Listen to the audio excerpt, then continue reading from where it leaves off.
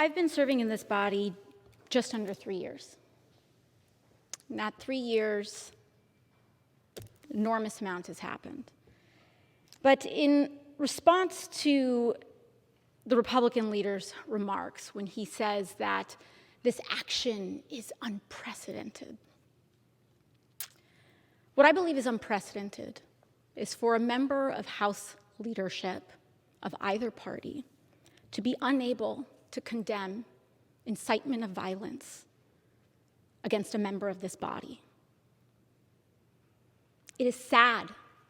It is a sad day in which a member who leads a political party in the United States of America cannot bring themselves to say that issuing a depiction of murdering a member of Congress is wrong, and instead decides to venture off into a tangent about gas prices and inflation.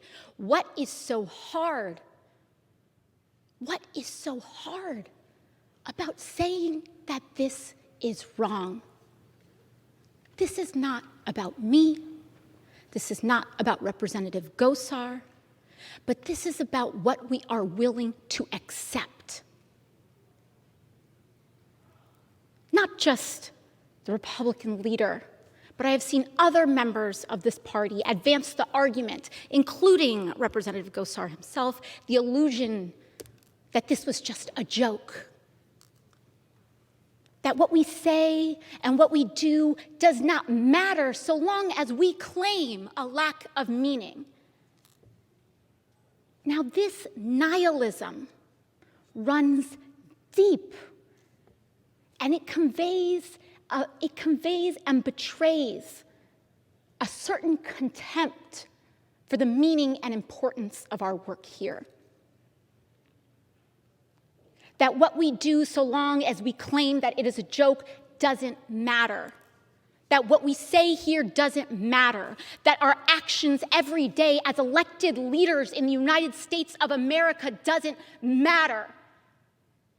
That this chamber and what happens in it doesn't matter.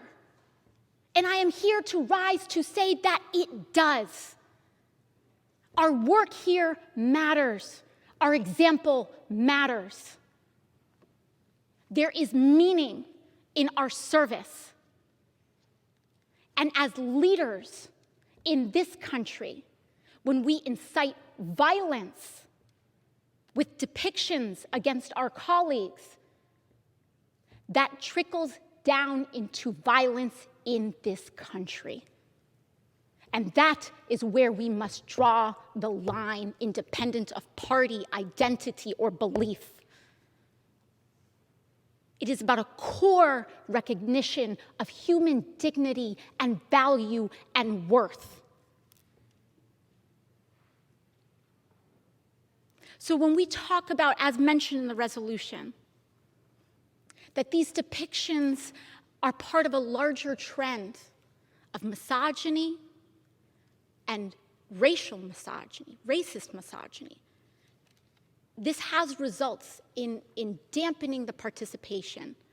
And so this vote is not as complex as perhaps the Republican leader would like to make folks believe. It's pretty cut and dry.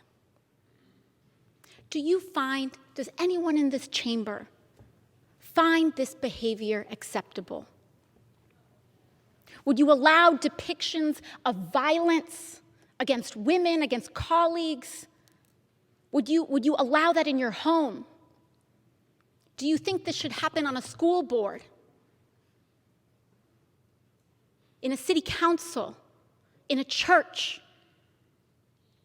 And if it's not acceptable there, why should it be accepted here?